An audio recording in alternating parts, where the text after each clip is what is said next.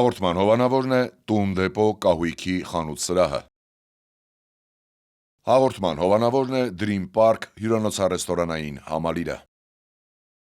Հաղորդման հովանավորն է Աջափնյակ բժշկական կենտրոնը։ Բարև երկիր, բարև երկրի հրաշալի հեռուստադիտողներ, այսօր փետրվարի 21-ն է, օրը շաբաթ, դա նշանակում է, որ բարև երկիրը իր ընթացքի մեջ է։ Արդեն արևը եկել է մեզ գուրգուրելու ջերմացնելու եւ որ մեր շաբաթ կիրակիները ավելի հետաքրքիր եւ լավը դառնան իհարկե մեր հովանավորների եւ գործընկերների միջոցով։ Դրանք են Տուն դեպո խանութ սրահը, Աջափնյակ բժշկական կենտրոնը,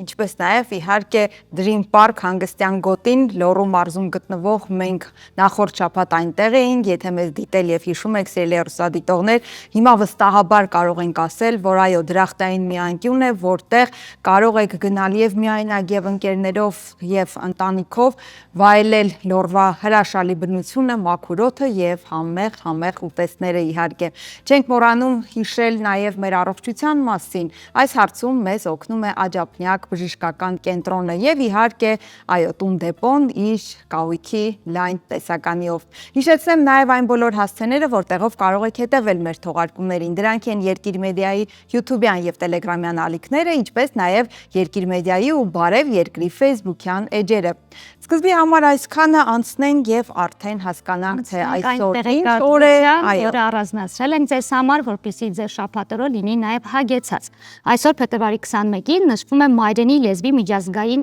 օրը, որը ՅՈՒՆԵՍԿՕ-ն հռչակել է 1999 թվականին։ 2005 թվականից այս տոնը նշվում է նաև Հայաստանում։ Օրն ընտրվել է ի հիշատակ Բանգլադեշի մայրաքաղաք Դաքքայում 1952 թվականի փետրվարի 21-ին տեղի ունեցած իրադարձությունների, երբ ոստիկանության հետ բախումների հետևանքով զոհվել էին իրենց մայրենի լեզվի բենգալի պաշտպանության համար ցույցի դուրս եկած ուսանողները։ Նրանք պահանջում էին բենգալին երկրի պետական լեզուներից մեկը ճանաչել։ Պայքարը հաղթական ավարտ է ունենում եւ զարթոնքի սկիզբ դառնում արևելյան Պակիստանի ժողովրդի համար։ Ըստ ՅՈՒՆԵՍԿՕ-ի գնահատականի յուրաքանչյուր 2 շաբաթը մեկ աշխարհում անհետանում է մեկ լեզու, քանի որ մասնագետների կարծիքով լեզվի գոյատևման համար անհրաժեշտ է, որպեսզի դա գործածեն առնվազն 100,000 մարդ։ Արդեն այսօր աշխարհի 6000 լեզու կորստի մատնվելու եզրին է միջազգային մի քանի լեզուների գերակայության պատճառով։ Եվ այստեղ պետք է կարևորենք այն, որ հայերենը պահելու համար, ինչպես նաև մեր բարբառները Արցախի հատկապես լեզուն բարբառը պահպանելու համար հարկավոր են շատ օգտագործել, լսելի դարձնել, որպեսզի հանկարծակի վերացման եզրին երբևէ չկանգնի։ Այո, ոչ միայն լեզուն հենց ժողովրդի ազգի ինքնության եւ գոյատևման երաշխիքն է, հետեւաբար փայփայենք եւ սիրենք մեր մայրենի լեզուն հատկապես։ Այո։ Շարունակելով, Հայաստանում յուրաքանչյուր փետրվարի 19-ին ամենայն հայոց բանաստեղծ Հովհաննես Թումանյանի ծննդյան օրը նշվում է գիրք նվիրելու օրը։ Այս եւ Մայրենի լեզվի միջազգային օրվա շրջանակում Երևանում եւ Հայաստանի մարզերի տարբեր բնակավայրերում գործող երիտասարդական կենտրոններում այս օրերին անցկացվում են տարաբնույթ միջոցառումներ։ Կազմակերպվում են հանդիպումներ գրողների եւ արվեստագետների հետ, ընթերցումներ, ֆիլմերի դիտումներ, մրցույթներ, քննարկումներ, հայկական մանրանկարչության նկարազարդման վարպետության դասեր, խաղեր, գրքին նվիրված հանրային արշավներ ու դասական երաժշտական ստեղծագործությունների կատարումներ։ Այո, ամսի 19-ին, 21-ին, 22-ին բուրըն մշակութային կյանքով է ապրում մեր երկիրը։ Եվ նկատելի է, որ հատկապես վերջին տարիներին գիրք նվիրելը այնքան գեղեցիկ, որպես մշակույթ մուտք գործեց Հայաստան, մինչ այդ էլ նվիրում էին, բայց վերջին տարիներին ավելի ակնհայտ դարձավ։ Մանկապարտեզից մինչև աշխատավայրեր, համալսարաններ, այո։ Այսօր փետրվարի 21-ին սիրելի հեռուստադիտողներ աշխարհի բազմաթիվ երկրներում նշվում է նաև էքսկուրսավարների համաշխարհային օրը։ 1990 թվականից նշվող տոնի գաղափարը պատկանում է էքսկուրսավարների ասոցիացիայի համաշխարհային ֆեդերացիային, որի անդամ է ավելի քան 2 միլիոն մարդ աշխարհի ավելի քան 70 երկրից։ Ինձ միշտ գայթակղել է այս մասնագիտությունը եւ կարծում եմ ոչ միայն ինձ, այլ շատերին, հետաքրքիր քեզ ինչպես է թվում է, որ դա շատ հետաքրքիր շատ հանգիստ, շատ հեշտ, նաև մասնագիտություն է գնում, պտտվում ես, շրջում ես աշխարհում եւ քո երկրում, բայց վստահ եմ, որ դա այդքան էլ հեշտ մասնագիտություն չէ։ Այո, ես էլ եմ սիրում ու ես մի պահ անգամ որոշել էի, որ ինչու ոչ կգա մի տարիք եւ ես կզբաղվեմ այդ գործով, բայց երբ մի քանի անգամ գնացի ճամփորդելու, հատկապես երբ էքսկուրսավարը պատասխանատու է 30 հոգու, չնայած հասուն մարդկանց համար, բայց ես հասկացա, որ նրանք չեն վայելում, այսինքն նրանք աշխատանք են տանում եւ դրանով արդեն իսկ բարդ է այդ աշխատանքը։ Շարունակելով, ասենք, որ Հայաստանի ազգային պատկերասրահում բացվել է թանգարանային աշխատանք, բացահայտումներ ցուցահանդեսը, որն արդյունքն է տարիների գիտահետազոտական ու վերականգնման աշխատանքների։ Շնորհիվ նոր թվային գործիքների պատկերասրահի արխիվից ավելի քան 30 ցուցանմուշ է հայտնաբերվել, որոնք իրենց նորահայտ պատմությամբ ու գաղտնիքներով արդեն հանձնվել են այցելուների դատին։ Դրանցից ամենաուշագրավը Դիանա Մարտիրոս Սարյանի, սա ես վստահ եմ, որ շատ կհետաքրքրի, Մարտիրոս Սարյանի մինչև այս անհայտ նատյուրմորտն է, որը վարպետը հավանաբար վրցնել է 1910 թվականին։ Այն հայտնաբերվել էր Եղջգույները դաշտում կտավի վերականգնման ընթացքում։ Մասնագետների խոսքով, երբ կտավը հեռացվել է հենքից, ստորին շերտում թաքնված է եղել մեկ ուրիշը, որը Սարյանը ինչ-ինչ պատճառներով որոշել է ոչնչացնել եւ այն որպես նյութ օգտագործել։ Բացի այս թաքնված նատյուրմորտից հայտնաբերվել ու վերականգնվել է ֆոլսահայ նկարիչ Օհանես Քուրքյուրքյանի եզակի սրբանկարը, որն ամբողջությամբ պատված է եղել սև ներկով։ Ցուցադրությանը ներկայացված են նաեւ Եղիշե Թադևոսյանի, Հակոբ Գյուրջյանի, Պարմիջանինոյի, Լուի Անկետենի, Դավիթ Շտերնբերգի եւ այլ հեղինակների նախկինում անհայտ գործերը։ Շատ իսկապես արվեստի աշխարհը, այո, բայց այստեղ մի փոքր անազնիվ ենք նրա հանդեպ Սարյանի մասին, քանի որ գուցե նա չի ուզել, որպեսզի մեզ հասնի նրա հենց այդ ստեղծագործությունը, բայց պրպտել գտել ենք փաստացի։ Այո։ Ավարտին են մոտենում Միլանում ու Կորտինայում ընթացող 25-րդ ձմեռային օլիմպիական խաղերը։ Հայաստանը ներկայացնող գեղասահքի Կարինա Ակոպովա, Նիկիտա Ռախմանին սպորտային զույգը 16 մասնակիցների մեջ զբաղեցրել է 14-րդը, ազատ եւ կարճ ծրագրերի հանրագումարային 180 ու 66 միավորով։ Սա Հայաստանի պատմության մեջ լավագույն արդյունքն է ձմեռային օլիմպիական խաղերում։ Այո, հետաքրքիր արդյունք է եւ նաեւ ասենք, որ օլիմպիական չեմպիոն է դարձել Ճապոնիան ներկայացնող զույգը։ Հայաստանի օլիմպիական հավաքականի անդամ դահուկորդ Միքայել Միքայելյանն էլ ազատ մրցավոճում զբաղեցրել է 53-րդ տեղը 113 դահուկորդի հետ պայքարում։ Այս խաղերում առաջատար է Նորվեգիայի հավաքականը 14 ոսկե մեդալով, իսկ հետո Իտալիան, ապա Միացյալ Նահանգները։ Նշենք, որ Հայաստանի ներկայացուցիչների ելույթների հետ կապված Ադրբեջանը կատաղության հերթական պոռթկումն է ունեցել։ Առաջին դեպքում հարևան երկրին դուրս չէր եկել, եթե հիշում եք, դահուկորդ Միքայելի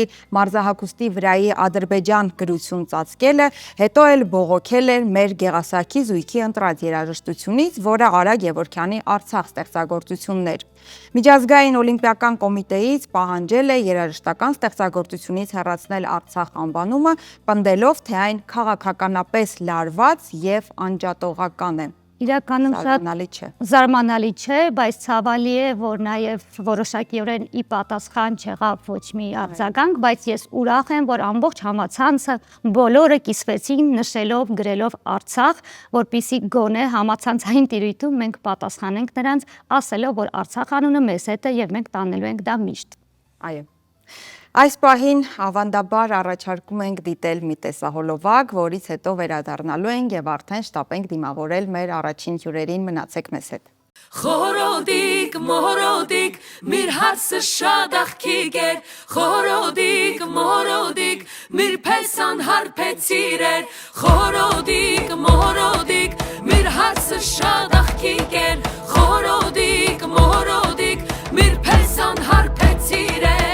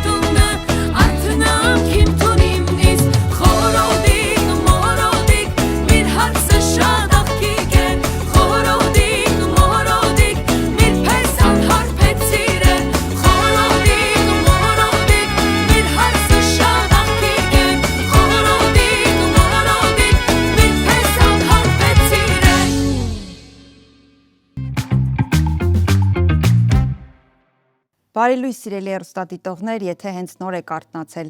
ասում են մարդն ապրում է այնքան ժամանակ, ինչքան նրա մասին խոսում են եւ նրան հիշում են։ Այսպես կարելի է բնութագրել նաև մեր բոլոր այն հերոս տղաներին, որոնց մասին այո չենք դադարում խոսել, երգեր եւ բանաստեղծություններ ձոնել։ Այսօր խոսելու ենք հենց այս թեմայի մասին, մի հերոս զինվորի մասին, որի հենց ձոնվել է երգ։ Տաղավարում հյուրընկալել ենք Արա Ռոստոմյանին եւ երգիչ երգահան Մուրադ Մշեցուն։ Բարի լույս, բարի գալուս մեր տաղավար։ Ինչպե՞ս եք։ Շնորհակալություն։ Արա Ռոստոմյան, Հակոբ Ռոստոմյանի հայրը։ Ուզում եմ զրույցը սկսենք, գրվել է երգ ձեր որդու մասին, Արա, եւ մինչեւ երգին անցնելը կուզենամ զրույցը սկսենք մի փոքր հուշերով, հա, Հակոբի մասին։ Բնականաբար վառ հուշերով, որովհետև մենք միշտ էլ մեր հերոս տղաներին հիշում ենք իրենց հերոսություններով, իրանց վառ պայծառ դեմքերով, հա, սխրանքներով։ Կուզենամ մի փոքր պատմեք, հիշենք, թե ինչպիսին էր Հակոբը։ Շնորհակալություն հրավերքի համար։ Եվ ասեմ, որ ես երբեք այլ ձև Հակոբին չեմ հիշում եւ նաեւ իմ շրջապատին նույնը օրդորում եմ, որ երբեք որևէ ձևով նախ Հակոբի մասին անցյալով չխոսեմ, որովհետև ինձ համար դեռ Հակոբը Արցախում է, դեռ պայքարում է, դեռ այնտեղ մարտնչում է եւ ոնց որ երգում էլ այդ բառերը կա, ինքը իր մարտակերտում է, այնքան են ասել մարտակերտ հերոս, որ նույնիսկ Facebook-ով աղջկաս գրել էին, ասել են դուք արցախցի եք։ Պարագային, որ Հակոբը ծնվել է Երևանում, մեծացել է այնտեղ, ավարտել է ֆիզմատ դպրոցը, որից հետո ընդունվել է Երևանի պետական համալսարանի ֆիզիկայի ֆակուլտետը, ավարտել է ֆակուլտետը, բանակ զորացրվելուց հետո ինքը գնաց 6 ամիս սովորեց Վազգեն Սարգսյանի ռազմական ինստիտուտում, ստացավ լեյտենանտի կոչում, նշանակվեց Արցախ Մարտակերտի տարածքում որպես դասակիր հրամանատար, դա այն թվերն էր 10-ից 15 թվականը ծառայել է Մարտակերտում, սկզբնական շրջանում որպես հրաձգային դասակիր հրամանատար, այնուհետև նշանակեցին իրեն հակատանկային դասակիր հրամանատար,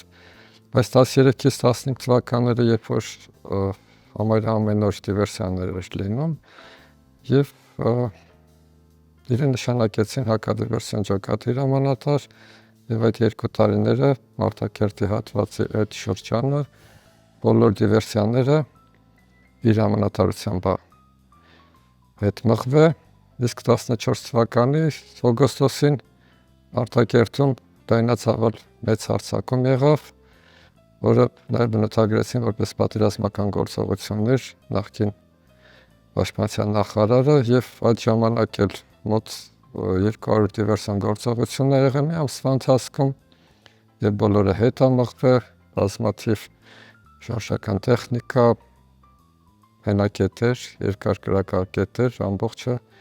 Հակոբի ջոկատով խոցվել։ Իսկ ինքը որպես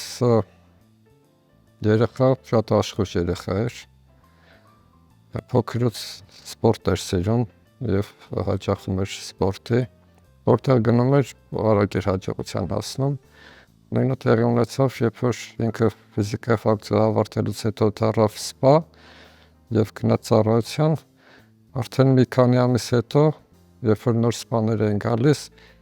բոլորին ասում են եթե խնդիրեք ունենում գնացեք Հակոբի մոտ եւ այդ հարցերը ինքը կլուծի։ Այդ ամեն ինչը տեսանկարահանված է եւ իր զինակից ընկերները, այսօր բարձրաստիճան սպաներ, բոլորը իր ֆիլմում նաեւ ներկայացնում են այդ ամենը, այնպես չի որ որպես ծնող ես ներկայացնում եմ իրեն, այդ ամբողջ իր զինակից ընկերները, իր զինվորներն են պատմում եւ վերջերս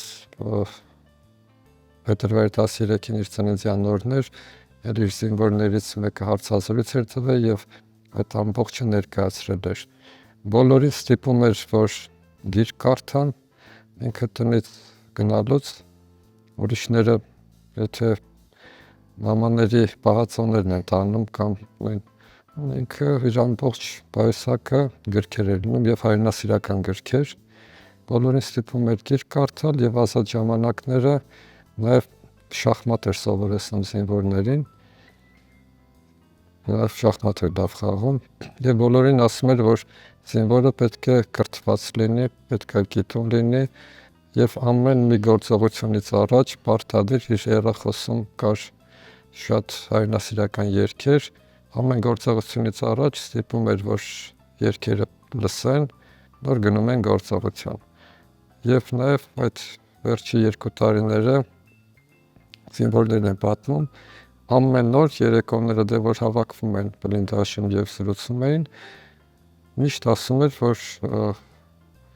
վերջի նռնակը եւ վերջի փամփուշտը քո համար է, երբեք գերի չընկնեք։ Ու իր զինվորները բոլորը պատմում են դա եւ նաեւ 20 թվականի հոկտեմբերի 6-ն էր, երբ որ ցաներ վիրավոր էր, զինվորը մոտենում է որ օգնի, ինքը հրամայում է որ նռնակը դնեն ձեռքը եւ հեռանա, որովհետեւ տեղանքը վտանգավոր է եւ հնարավոր է որ այդ զինվորն է զոհվի եւ նաեւ ֆիլմում զինվորը ներկայացնում է Նարեկ անունով զինվորը, ինքը ներկայացնում է որ 18-19 տարի չճանաչես նենց մարդու, որ 5 օրվա մեջ ինքը քո կյանքը փրկի եւ այդ գործողությունը ասում է ինքը փրկեց իմ կյանքը եւ ֆիլմը այդպես է ավարտվում է։ Ինքը գնացել էր կյանքեր փրկելու համար։ Պարոն Ռոստոմյան, խոսեցինք Հակոբի հայրենասիրության, հայրենասեր լինելու մասին, բնականաբար այդ ամենը սկզբում ընտանիքից է գալիս, բայց այդուամենայնիվ գուցե կա ինչ-որ մի իրադարձություն, պատմություն, որով նա ամեն դեպքում ոգեշնչված էր, քանի որ որքան էլ տանը հայրենասիրություն սովորեցնում են երեխային, բայց մարդու բնույթից պետք է լինի կամ իրադարձություններից ելնելով։ Ինչ-որ իրադարձություն կամ գուցե նրա բնույթներ փոքրուց երբ զգացիք, որ նա իսկապես հայրենասեր է ու դա կեղծ խոսքեր չեն։ Հայրենասիրությունը ձեռքբերովի չի, դա այրան կանչով է լինում։ Մենք իմ պապերը Իգդիրից են գաղթվել եւ ես այն ինչ որ իմ պապուց լսել եմ, նաեւ դա փոխանցվել է եւ միջավայրը նշանակություն ունի։ Մենք ապրում ենք Կոնդում, Կոնդեն թաղամասն է, որ տղաները տղա են մեծանում եւ շրջապատա լինում, այսինքն այդ ամեն ինչը որ չգիտեմ, չեմ ուզում որևէ այլ Հասկանալի է։ Իրենք այնպես են մեծացել տղաների միջավայրում եւ նաեւ այն արժեքները, որը որ տղամարդը պետք է կրի իր մեջ, դպրոցական տարիքից ինքն է իր մեծ եղբայրն էլ այդ ամեն ինչը գրել են եւ եթե մարդ մեծանում է տղայական միջավայրում եւ նաեւ հայրենասիրական միջավայրում ինքը այլ ձև չի կարող գործել եւ երբ որ ինքը գնաց արդեն ծառայության այդ հողը Արցախը բոլորս էլ գիտենք ով չի եղել շատ բան է կորցրել Արցախից երբ որ վերադառնում ես դու սիրահարվում ես Արցախին թեկուզ մի անգամ տեսնելով եւ Այսինքն Արցախի հողն է հայրենասիրություն նաև ներշնչում մարդկանց։ Իսկ այսօր հայրենասիրությունը միայն մնացել է եռաբլուրում եւ պանթեոններում։ Եվ նաև երգը ինչ որ ձևի դրա մասին է, որքանի դեռ մենք չենք ասում այդ բաղցալի նպատակին, դեռ իրենց կարիքը զգացվում է։ Եվ հայրենասիրությունը մնում է խոսքերի ու կենացների մակարդակում ցավոք սրտի։ Մուրադ, խնդրում եմ պատմեք ձեր համագործակցության մասին, երգը ստեղծվել է համատեղ ուժերով, թե պարոն Ռոստոմյանը գրել է, հետո դիմել է ձեզ։ Դե գաղափարական առումով մենք նույնն ենք։ Մենք նույն արժե համակարգն ենք գրում այդ առումով։ Ես հանկարծ եմ իմացել, որ նման երգ կա գրված, իմ ընկերն ասել, Արան էլ չի ասել, մեր ընդհանուր ընկերն է փոխանցել։ Հետո մենք հանդիպեցինք, ես տեքստը նայեցի, առհասարակ ես ուրիշի գրած տեքստերի վրա չեմ աշխատում, հազվադեպ է լինում, ոչ թե վատն են, այլ չգիտեմ։ Չեք զգում։ Չեմ զգում, արյունով չեմ զգում, բայց ոչ թե Արանը իմ կողքս դրա համար եմ ասում, այլ ուղղակի ինքը երևում էր, որ ինքը կարդացած գրականություն, պոեզիա իմացող մարդու գիր է, ու ինքը իր մեջ երաժշտություն կար։ Ես սկզբունքորեն դեմ եմ բառերի վրա երաժշտություն գրելուն։ Ես միշտ ասում եմ, բառերի մեջի երաժշտությունը պետք է հանես։ Այլապես ինքը կեղծ է լինում, շատ կեղծ է լինում։ Որպես կանոն, այդ տեսակ երկերը չեն ապրում։ Այն բառերի վրա, որ դու երաժշտություն ես գրում, այդ երկերը չեն ապրում։ Եթե բառի մեջ երաժշտություն չկա, եթե խոսքի մեջ երաժշտություն չկա, եթե ընդհանուր արդեն տեքստի մեջ, անասելության մեջ երաժշտություն չկա։ Այս իմաստով հեշտ էր։ Ես ընդամենը մեկ անգամ կարդացի, հետո երկրորդ անգամ երգել եմ ես իրան։ Դրա համար ինքը ապրող երգ է։ Սկզբունքորեն դες դեմ եմ ես անհատական մարդկանց նվիրված երգերին, այսպես։ Ես Արայիս ասել եմ, որ դա փոքր ժողովուրդներին բնորոշ բան է, էլի, երբ որ անհատներին ես ընդհանրականի կողմնակից եմ, բայց Արան այնպես էր գրել, որ վերջում ենք իմանում, որ ինքը բանը, ասենք, Հակոբին նվիրված երգ է։ Այո, հավաքական է ինքը, իր մեջ հավաքականություն կա, ծեր, մեր այս սկզբունքն է միշտ աշխատում է, չես բանը սենց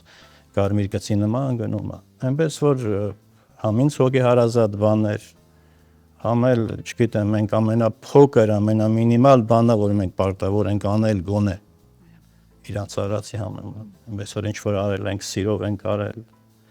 եւ անմնացորդ սենց նվիրումով։ Եթե կարելի այդպես բնութագրել։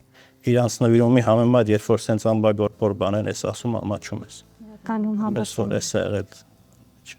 Բայց ամենքս մեր տեղում, մեր ձևաչափում պետք է Իհարկե, սա դիպուտական բան լիներ, մոտեցում լիներ, շատ վատ այս իմաստով էլի, այսինքն մենք հիմա ես միշտ ասում եմ, ընկերներ ասում են մենք ոնց որ ֆիդայական կռիվ տանք հիմա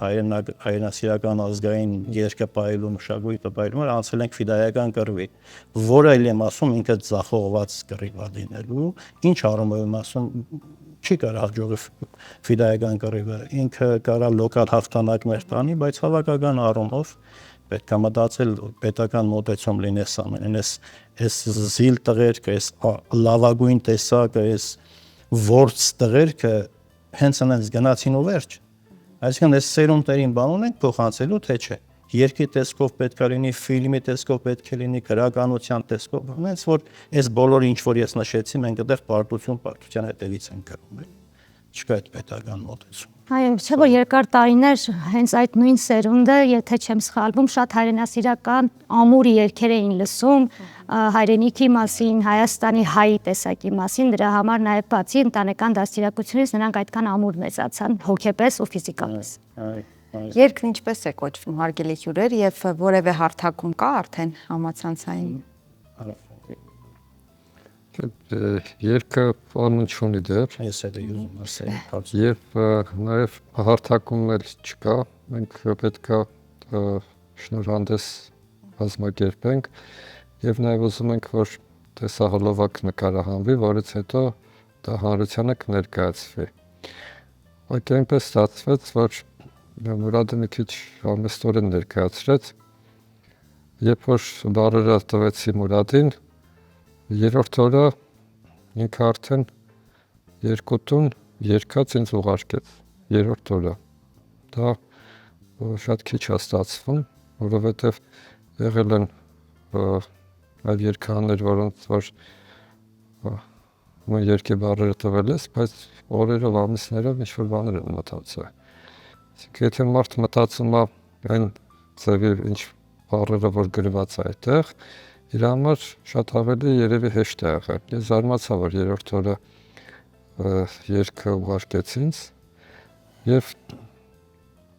էլ չուզեցանք որևէ այլ տարբերակի վրա կանգնել։ Ասեց, սա դեռ խմորն է, մի փոքր վրանք աշխատեմ, բայց այն ինչ որ սկզբանե իր մտքով եղել էր, դա ներկայացրեց։ Ես բառերը տվել եմ դեկտեմբերի վերջ, երևի 27-28-ին, փետրվարի 13-ին Հակոբի ծննդյան օրը Եռաբլուրում արդեն գործիքավորված ամբողջական երգը այնտեղ ճիշտ է հեռախոսով դրեցինք եւ պրեմիերան հենց Եռաբլուրում եղավ։ Այստեղ ուղղակի եղավ, որ այնտեղ հավաքվածները ասես լսան, որ երգ կա։ Այս որպես այդպեսին երգը մի փոքր ավելի ուշ հանրությանը կներկայացվի։ Ուրեմն մոտավոր ժամկետներ կա, որպեսզի հեռուստադիտողը տեղեկացված լինի, թե երբ կարող են լսել։ Վստահ եմ շատերը, այո, տեսնել, լսել, շատերը վստահ եմ սպասում են եւ կուզեն տեսնել։ Մեկ դա կախված է համապատասխան ստեղծագործողից։ Հիմա ես որ բառերը տվել եմ Մուրադին, չի ակնկալում, որ մետր բարի 13-ին ինքը կավարտվեր։ Որովհետև եղել են երգարաններ նույն ուրիշի մոտ էլ այդ բառերը գտնվում։ Բայց մինչև հիմա դեռ մտածում եմ։ Հասկանու եք, հիմա նույն ձևի տեսալովակը հանելու համար ես ռեժիսորների մեր Սամվելին եմ Թաթևոսյան խնդրել, որտեղ այնտեղ պետք է կադրեր լինի, որը պատերազմի դաշտից լինի։ Այսինքն ինքը երբ որ երգը լսելուց հետո սցենարը իր մեջ ունենա, նոր այդ ժամանակ վստահաբար կասենք 10 օրից 20 օրից թե 2 ամսից, որովհետև դա ստեղծագործողի խնդիրն է, ես չեմ կարող ասել երբ։ Հենց վաղը ներկայացվելու է Սամվելին, բայց որքան ժամանակով ինքը այդ ամեն ինչը կանի, չեմ կարող ասել։ Եթե կարելի է մի բան հավելացնեմ, հատուկ ուզում եմ շնորհակալություն ասել Կատապենտ համահիմնադիր Գարեգինին Արաքելյան, ինքնագործիքավորում արել լավագույն երաժիշտներից մեկն այսօր մեր հանրապետությունում այդ ժանրի մեջ իր մարդկային մոտեցման համար շատ շնորհակալ ենք։ Տեսեք, ամեն ինչ մի տեսակ շուկայի է վերածվել մեր մոտ եւ մարդն է, գումարն է, այսա, այսինքն այդ հոգին եւ մոտեցումը թե ինչի համար է, ում համար է եւ սրանք այսինքն չոր բիզնես կանոններ են գործում։ Ի պատիվ իրան ինքը միշտ էլ Գարեգին այդպես է եղել, ինքը շատ մարդկային մոտեցում դրսևորեց, որի համար շատ շնորհակալ եմ։ Ես կան բանի ուզում ավելացնել, որ խղճից ծանրանար։ Դեռ երգը իհարկե լայն հանրությանը ներկայացված չէ, տեսահոլովակել չկա, բայց ինձ անձամբ կարծում եմ նաև մեր հեռուստադիտողներին էլ հետաքրքիր կլինի որևէ քառատող թեկուզ բանաստեղծության տեսքով լսել, եթե հնարավոր է երգի տարբերակով, շատ ավելի լավ։ Նայեք, նախ երբ որ երգը լսվում է, առաջի տոնը ոնց որ Հակոբի կենսագրությունը լինի, բայց կենսագրությունը նաև դա ընդհանրական է, իսկ կրկներգը վերաբերվում է ամբողջ մեր նահատակված տղաներին, որովհետև կրկներգը գնում է այսպես ասում է, դեռ մի հանդարտվիր մեր հերոսընկեր, ձեր արած գործը դեռ չի ավարտվել, մինչ նոր սերունդներ կելնեն պայքարի, Արցախ աշխարհը ձեր կարիքն ունի։ Եվ իրոք այսօր քանի որ ամբողջ այդ հայրենասիրությունը ոչնչացվում է որևէ իշխանությունների կողմից, միակ հայրենասիրական տեղը, որ մնացել է, դա պանթեոններն Եռաբլուրն է, եւ նաեւ ոնց որ դիմում ենք իրանց դեռ մի հանդարտվեք, երբ որ ժողովուրդը գա այդտեղ ձեզ տեսնի, ոգևորվի, որ ելնեն պայքարի։ Այսինքն այս առումով մենք նաեւ իրենց պահում ենք, մինչև նոր սերունդներ կելնեն պայքարի։ Սա կրկներգն է, իսկ նաեւ այնտեղ նաեւ երիտասարդներին ուղղված հատված կա, որ չարը բառը թուրք էր գրված, Մուրադը խնդրեց, որ անպայման թուրքը հանվի մեջից, որովհետև այդ հայրենասիրական երգի մեջ նույնիսկ այդ բառը չլինի եւ թուրքը փոխեց չարով եւ այնտեղ կա որ չարը կվախենա մեր բասկից, ինչպես փախչում էր կոզոր զարկից, բայց այստեղ խնդիրը չի գնում զուտ Հակոբին, այլ ընդհանրապես այդ տղաներին է վերաբերվում։ Այս առումով ավելի ինքը երիտասարդներին ուղղված է, ավելի այն սերունդին ուղղված, ովքեր որ նույն ձևի են մտածում եւ ոգևորող աղբյուր է իրենց պետք։ Դա ֆիզիկականով է տրվում, թե հոգևորվա տրվում, թե երգով, քիչ առաջ Մուրադն ներկայացրեց, դուք ներկայացրեցիք, թե խոսքով, նույնը պարերով, այսինքն պետք է ներկայացվի եւ իրոք շատերին ներկայացրեց, որ մեր Հակոբի սերունդը դաստիարակվել է նաեւ այն երգերի վրա, որը որ մինչ այսօր գործում է, պիտի գնանք վաղ թե ուշնա, թե նույն Արցախի հետ կապված երգերը, երբ որ գրվեցին, նույն Թաթուլ Կրպյանի երգը, երբ որ գրվեց, այսինքն այս ամեն ինչը եւ դաշնակ դրանք այն ոգևորող երգերն էին Եվ նաև կուզենամ ներկայացնեմ Հակոբի սիրած երգերից էր Գետաշենը, որ միշտ որ ասում եմ պայմանասիրական երգեր կար, դրանց մեկը հենց Գետաշենն էր։ Դրանք բոլորը բնական պայմաններում ստեղծված, ոչ թե ինչպես դուք արդեն ասացիք, արեստացին երգեր չեն եւ հուսով ենք այս երգը եւս նույն ազդեցությունը ունենալու է։ Եվ ենք մեր մուրադին, որ եթե հարմար է, թող նաև փոքր ներկայացնի։ Բարոն Մշեցի, խնդրեմ։ Իգդիրի զաղակ Ռոստոմյան տոմի Կյանքդ զոհեցիր հանուն Արցախին, դու անմահացար քո մարտակերտում, որ խաղաղ ապրի հայ իր հողում, որ խաղաղ ապրի հայ իր հողում։ Դեր մի հանդարտվիր մեր հերոս ընկեր, ձեր կիսատ գործը մենք դեր կավարտենք, միշնոր սենուտներ ելնեն պայքարի, հայոց Արցախը ձեր կարիքն ունի, դեր մի հանդարտվիր մեր հերոս ընկեր, ձեր արած գործը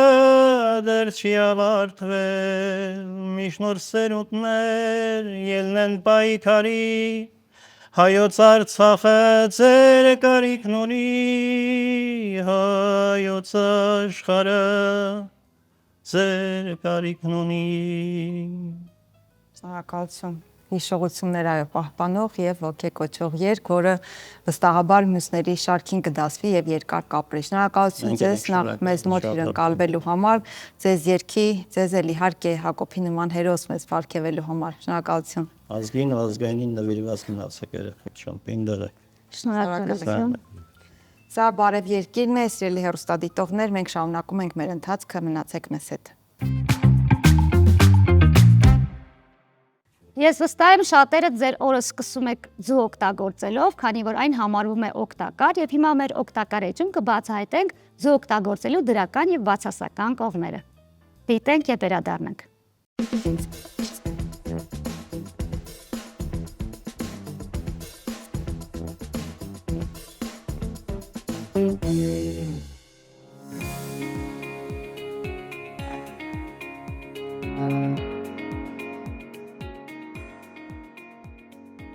Նախաճաշին ձու ուտելը շատերի համար նախընտրելի տարբերակ է։ Այն օգտակար հատկություններ ունի։ Ձուն մի շարք օգտակար վիտամիններ է պարունակում։ Մեկ ձուն պարունակում է վիտամին A-ի օրական նորմայի 5%-ը, իսկ վիտամին D-ի օրական նորմայի 10%-ը։ Այն պարունակում է նաև ֆոսֆոր, երկաթ, ցինկ, յոդ, ռետինոլ և ռիբոֆլավին։ Օրական մեկ ձու ուտելով կարող եք չմտահոգվել աչքերի առողջության մասին։ Ձվի կանոնավոր օգտագործումը պաշտպանում է նաև օստեոպարոզից։ Եփած ձուն երաշխավորում է ամուր ոսկորներ ունենալ, իսկ փխրուն ոսկորների խնդիրը հատկապես բարդանում է կանանց մոտ 40 տարեկանից սկսած։ Փխրուն ոսկորներից խուսափելու համար դուք կարող եք նաև ձվի կեղև օգտագործել սննդի մեջ։ Ձուն նաև լավացնում է ուղեղի աշխատանքը։ Իր մեջ խոլին է պարունակում, սուպեր սնունդ ուղեղի համար։ Այն օգնում է լավացնել հիշողությունը։ Կա տարածված կարծիք, որ ձուն սրտի հիվանդություններ է առաջացնում, բայց դա այդպես չէ։ Թեև ձվի պարունակության մեջ խոլեստերինի մակարդակը բարձր է, մոտ 212 միլիգրամ, այն վատ խոլեստերին չի առաջացնում մարդու օրգանիզմում։ Որպես հակացուցում ձվի դեպքում կարելի է նշել միայն ալերգիկ հապումը։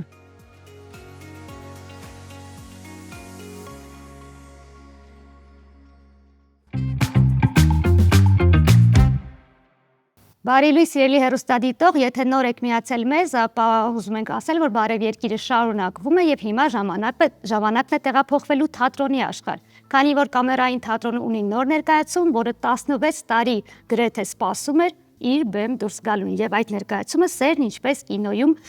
ներկայացումն է։ Եվ այսօր մեր հյուրերն են Երևանի կամերային թատրոնի ռեժիսոր Ժորա Մարտիրոսյանը, բարև ձեզ, Բարի լույս։ եւ դերասան Մհեր Ալաբեկյանը։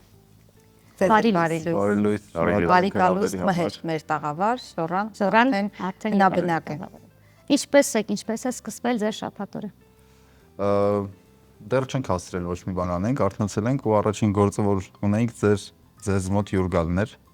Անտիր։ Եկել ենք։ 16 տարի սպասել եք, որպեսզի դուք նաև ձեր նախորդ սերունդները, որպեսզի այս ներկայացումը սերն ինչպես կինոյում լինի բեմում։ նոր բեմ բարձրանա։ Կպատմեք այդ հետաքրքիր պատմությունը, ովքեր էին սկզբից մտածել, ինչպես փոխվեց եւ ինչպես եղավ, որ դուք բեմադրեցիք։ Լուսինե Երնջակյանը եւ Արշու Հարությունյանը ժամանակին որոշել են, որ բեմադրեն այս ներկայացումը, պետք է խաղար Արշու Հարությունյանը եւ Լուիզա Ներսիսյանը, կերպարներին, ում որ հիմա մարմնավորում են Ավետ Զոհրաբյանը ու Մոհանան։ Ճիշտն ասած, հիմա տենց կոնկրետ չգիտեմ ինչ պատճառներով է ներկայացումը այդ ժամանակաշրջանում հետաձգվել,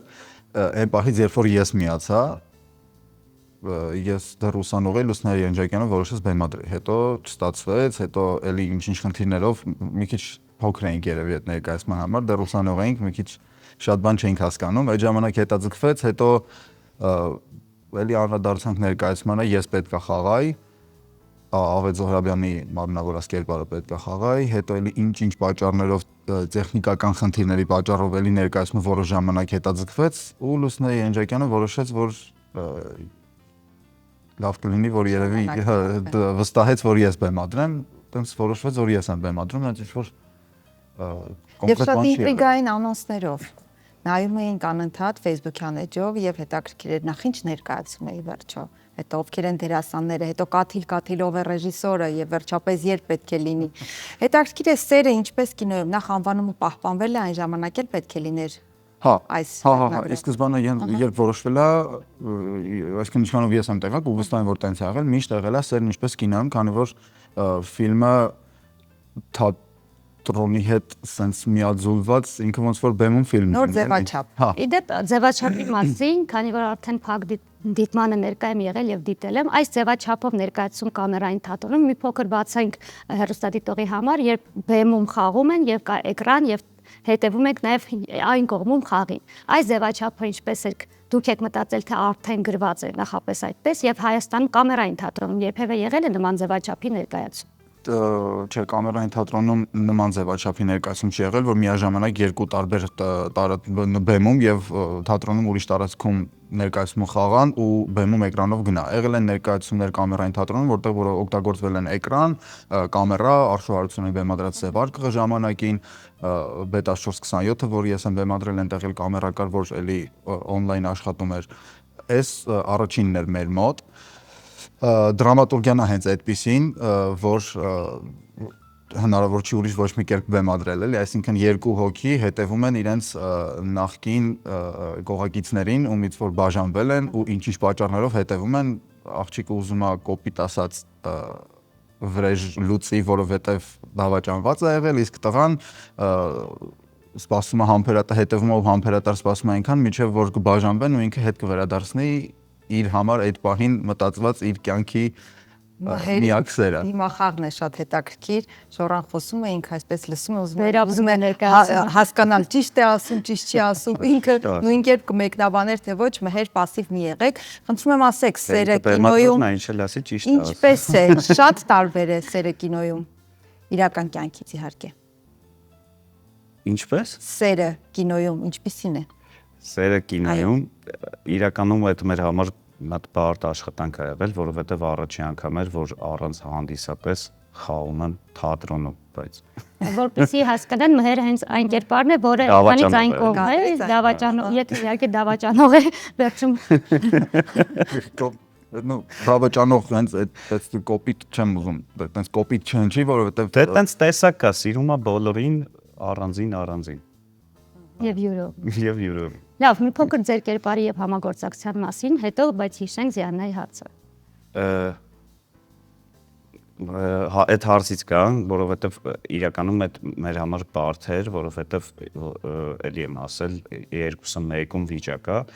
այսինքն մենք համ թատրոնում ենք, համ կինոյում ենք, այսինքն խաղում ենք զրիցելի համար, որին չենք տեսնում, ոնց որ կինոյի process լինի մեր համար, որ կամերաներ կան ու կամերաների համար համել խաղանք, ու սենց մատ բարդ բաներ, բայց անցանք ու ինձ թվում է շատ լավ է ստացվել։ համագործակցությունը այդ որ ասվեց որ լիքը մարդիկ են փոխվել, տենց իզնից առաջից հետո որ էլի խոսակցություններ գնում փոխվելու հասկացա որ արդեն մեր տներն այլի մոտիվացիա հեսա ինձ են հասնելու ու տենց էլ եղավ ու շատ ուրախ եմ ինձ շատ հաճելի է եղել աշխատել նման process-ում էլ ինչ պետքա պատասխանել Պատասխանեցիք ու հետաքրքիր է թե մհերը ինչ չափանիշներով է ընտրվել այդ դերի համար Ժորա քննարկումների ընթացքում Արշու Հարությունյանի ու Լուսնե Ենջակյանի հետ քննարկումների ընթացքում հասկանում ենք որ այս կերպարը իրական գործը շատ բարի ու շատ թեթև գործ է այստեղ դավաճանություն բառը շեշտվեց բայց չեմ ուզում տենց ծանրացնենք այդ բառը որովհետև նույնիսկ այդ թեմային անդրադառնում ենք բայց նենց շատ նուրբ ենք անդրադառնում, որը որ ծանր դրամա չի դառնում, ողբերգություն չի դառնում, տրագեդիա չի դառնում, այսինքն եթե սեր կա եղել ֆիլմային բացառված է, որ մի փոքր դավաճանություն ժանրն էլ թույլ չի տալիս շատ ծանրացնենք, մենք քննարկումների ընթացքում հասկացանք, որ ուզում ենք լինի կերպարը մաչո ասվածը լինի, որ այն որ բոլոր աղջիկները իրան կնայեն, իսկ մհերից բավականին հեշտ կլիներ տենց աշխատանք բնականաբար պետք էր, որտեղ ինքը շատ ավելի զուսպ է, իսկ մեզ կերպարը պետք է շատ ավելի հարցեր առաջանում, բաց էներգիայով մարդեր պետք, բայց իր արտաքին տվյալները թույլ էր տալիս մազերի երկարությունը, գանգուրությունը, այս ամեն ինչը թույլ էր տալիս իրանից ստանալ այդ ամեն ինչը, դրա համար վերջնական տարբերակով կազմեցինք մեր իրականում իմ համար էդ էլ էր առաջին անգամ, որովհետև ես դրանից առաջ խաղացել եմ հիմնականում Շեքսպիրյան տերեր ու ասենց թեթև լավ առումով նկատի ունեմ, թեթև ներկայացում իմ մոտ առաջին անգամ է կոնտրաստային թվաց։ Շատ ուրիշ ձևի մեջ էր, բայց էլի շատ հաճելի։ Մյուս Առաջինը լինի, վերջինը չլինի, Մյուս դերակատարների մասով դե ովքեր որ բեմում են կատարյալ ընտրություններ, նրանք շատ լավ էին, ոնց որ հենց այդ կերպարի մեջ էին, ոչ թե ընտրված դերասաններ էին, եւ նաեւ Էրմինա Զախարյան, ճիշտ եմ, Զախարովա։ Կերպարներից մեկն է Էրմինանը, ինչպես է Էրմինան ընտրվել այդ դերում, սովորաբար Էրմինան ինքն էլ միշտ բեմում ենք նրան տեսնում ու էներգիան շատ է Էրմինայի, բայց այս անգամ կարծես մի փոքր փակել էիք տանելով ներս։ Հա, մենք իսկ երբ որ Լուսնե Ենջակյանը արդեն վերջնական անդրադարձավ ներկայացմանը ու որոշեց որ պետքա բեմադրվի, այդ ժամանակ արդեն ընտրվեց որ Էրմինան պետքա լինի հենց այդ կերպարի համար։ Քանի որ ինքը շատ ավելի այն ինչ որ կատարվում է էկրանում շատ ավելի չեմ ուզում ասեմ երկրորդ պլանի ա չէ, որովհետև առանց դրա ուղղակի ներկայացումը չստացված կլիներ, այսինքն շատ ավելի նույնչափ կարևոր է ինչքան այն ինչ որ կատարվում է բեմում, բայց այստեղ մենք վտանգ ունեինք, որ այն ինչ որ կատարվում է էկրանում, այդ կատարվելիքը նույնիսկ այն ժամանակ, երբ որ բեմում են դերասանները իրար հետ այս պահին ինչ որ երկխոսության մեջ կամ ինչ որ մենախոսության մեջ կամ ինչ որ տեսարանա, որը որ այս պահում բեմում կատարվողն է կարևոր, էկրանի մեջի ավելորդ մեծությունը հնարավոր է շեղեր հանդիսատեսի ուշադրությունը ու հանդիսատեսը մոռանար այն ինչա կատարվում բեմում, կենտրոնանար էկրանի վրա ու այդպես ներկայացումը կտուժվեր։ Դրա համար այդ առումով մհերը մի քիչ ավելի այդ առումով մհերը ավելի զուսպ է, իսկ անկան շատ ավելի Էրմինան, շատ ավելի ասենց բաց էներգիայով է, այդ փորձել ենք հավաքենք, որ հանկարծ չխանգարեր ու չբերեր իր էներգիան չգար, հա, չգար ստեղ ու ստեղ խանգարել իրար։ Նրան երբեք այդքան փակ չէր տեսել։ Հա, խնդիրը մենակ է դա եղել ու համել կերպարի առումով պետք էր հանդիսատեսը հասկանալ ինչի համար ինչքան շատ է սիրում այս տղան Ավետ Զոհրաբյանի կերպարը Միկան, ինչի համար է սիրում Էրմինայի կերպարին, դա փորձել ենք ստանանք կամերայի աշխատանքով, ոչ թե կոնտակտ ստեղծելով, որ Մոհանայի հայտնվելուց հետո ավելի ստեղի բեմում առաջացած սերը ավելի արդարացված ու ավելի հավատալի լիներ, քան այն որ բեմը հաղթում է ամեն դեպքում։ Բեմի սերը հաղթում է։ Բեմի սերը հաղթում է։ Ծնվում է սեր այնտեղ, որտեղ ոչ ոք չէր սպասում, սենց մի հատ բան կա էլի։ Երաժշտական ինչ լուծումներ եք առաջարկում։ Երաժշտական շատ ավելի պոզիտիվ, շատ ավելի թեթև ռոքային, սենց երաժշտություններ են ընտրված, համապատասխան էլի ժանրի ներկայացման թեթևությանը, հարաբերությունների թեթևությանը, ռոքային լուծումներ էր ավելի թեթև, ինստրումենտալ, Pink Floyd եմ օգտագործել, երկար ժամանակ չգիտեմ ինչի մտածում եմ Pink Floyd որտեղ պետք է օգտագործեմ, գտա ինչ-որ տեղեր ներկայացման մեջ, որտեղ որ կարայի օգտագործել ու 13-ին ու 14-ին արդեն ներկայացումը բեմում եղել է, հետաքրքիր է հանդիսատեսի արձագանքը որպես նոր ձևաչափով ներկայացվող գործ։ Ես այսօր մասնակիորեն որպես հանդիսատես էի, քանի որ դիտելով արդեն այդ տեսակետից էի խոսում։ Ընդունեցին, ընկալեցին։ Բավականին լավ ու հետաքրքիր էր բոլորի համար։ Ու լավ արձագանքներ եք ստացել։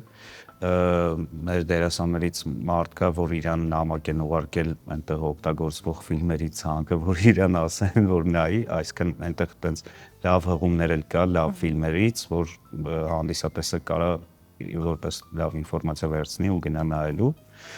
Ու բավական հետաքրքիր արձագանքներ ա եղել։ Իսկ թվում է շատ է դուր եկել։ Ես համարում եմ ստացված, որովհետև ձևը ֆորման այն ինչ որ արվել էր այդ բեմում ֆիլմ ասվածը դա քանի որ նորություններ ինչ որ չափով որ կարար հետաքրքրություն առաջացներ ու ես շատ ուրախ եմ որ ամբողջ հետաքրքրությունը չի կենտրոնացել մենակ դրա վրա որ վայ ինչ լավ նորություն էր այդ առումով ուրախ եմ որովհետև դերասանների հետ կապված բավականին լավ բաներ են լսել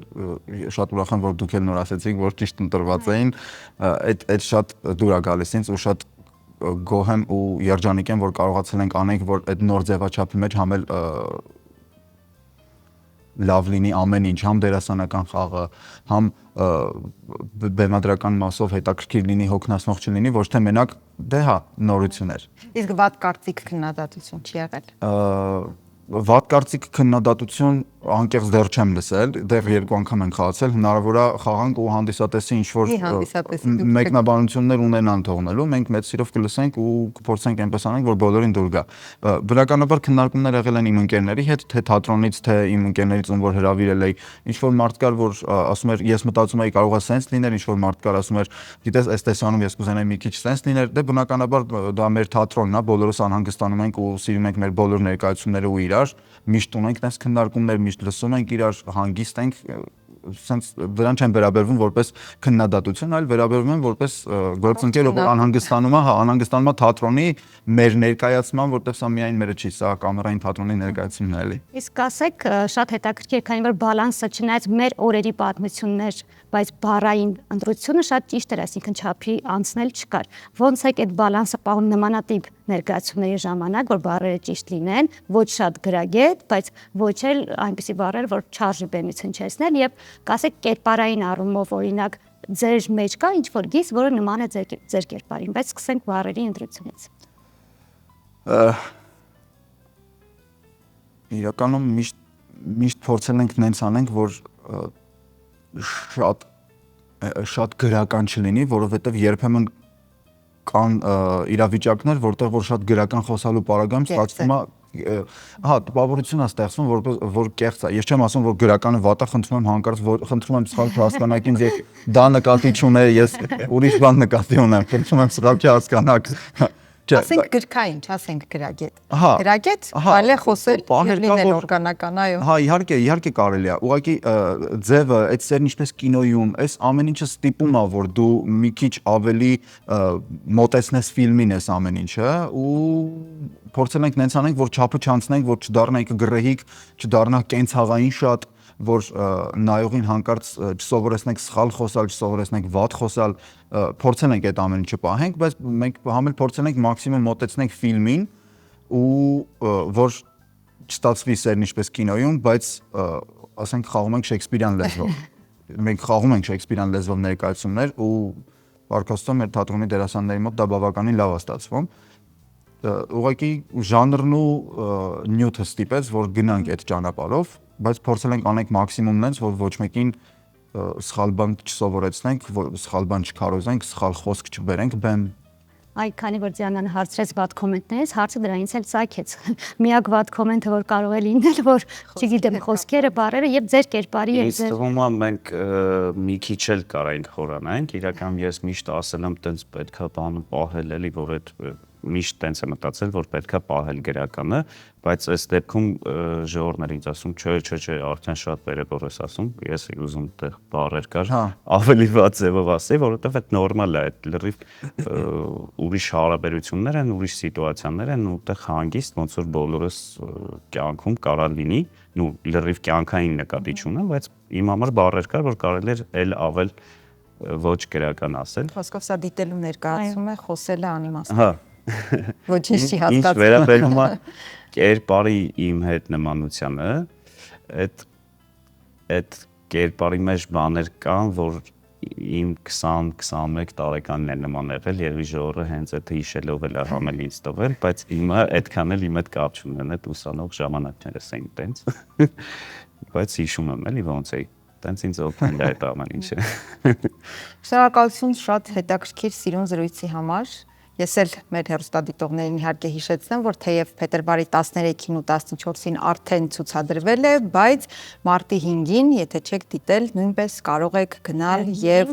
գալ ձեզ ինչպես կինոյում, յուրաքանչյուր աղջկա ներողություն եւ 20-ին։ մարտի 5-ին եւ մարտի 20-ին։ 9-ին, 5-ին, 6-ին, 9-ին եւ 20-ին։ Օ, ավելի շատ է, ես 5-ից սկսեցի։ 5-ին, 6-ին, 9-ին եւ 20-ին սիրելի հեռուստադիտողներ։ Այո, յուրաքանչյուր աղջիկ կարծում եմ ինչ-որ մի փուլում կյանքի երազում է, չէ,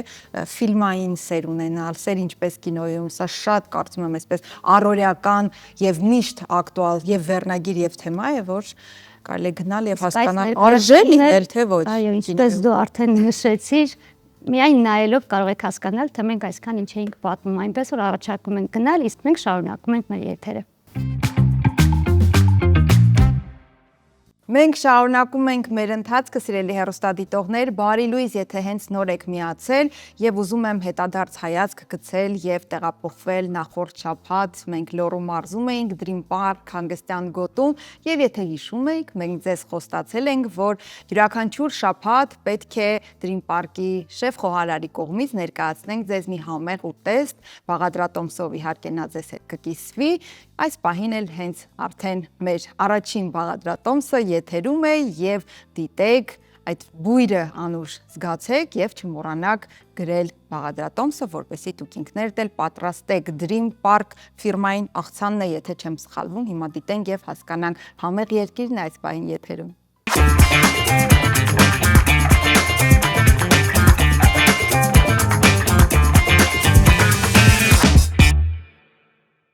Բարև ձեզ սիրելի հետևորդներ, մենք այսօր պատրաստելու ենք Dream Park աղցանը։ Մեզ Dream Park աղցանը պատրաստելու համար պետք է ծովախեցգետին, քամած մածուն, միքս կանաչիներ եւ սմբուկ։ Անցնենք պատրաստման գործընթացին։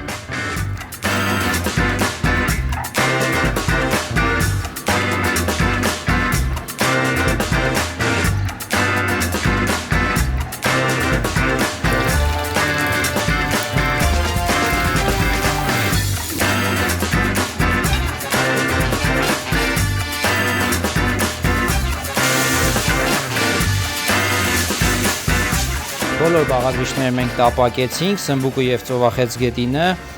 հիմա անցնենք հավաքելու փուլին։ Մեզ դրա համար անհրաժեշտ է քամած մածուն, հիմա քամած մածունը պետքա հանդիսանա 5 եւ միքս կանաչիներ։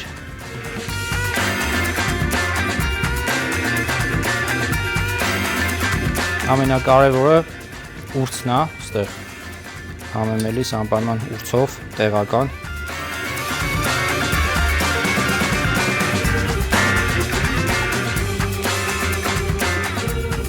Անպայման աղ, ցիկապետի ձեթը։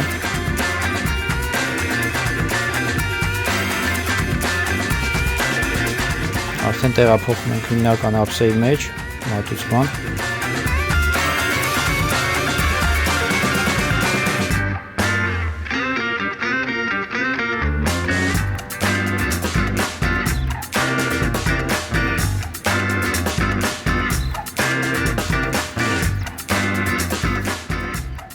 ավելացնում ենք 2 տեսակ սոուս։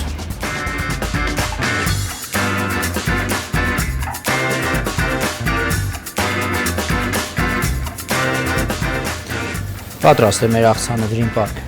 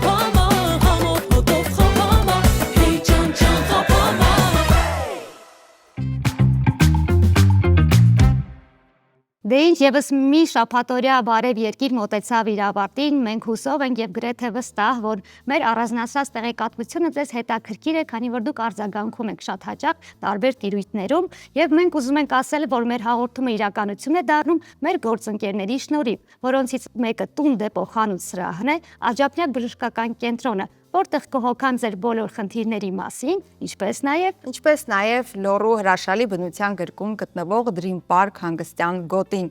Ինձ մնում է ավելացնել միայն, որ մեզ կարող եք դիտել նաև Երկիր մեդիայի տելեգրամյան ու յութուբյան ալիքներում, ինչպես նաև Երկիր մեդիայի ու Բարև Երկրի ֆեյսբուքյան էջերով։ Շնորհակալություն ձեր առավոտյան սուրճն ու թեյը մեզ հետ կիսելու համար, եղեք առողջ, խաղաղ ու երջանիկ, կհանդիպենք վաղը։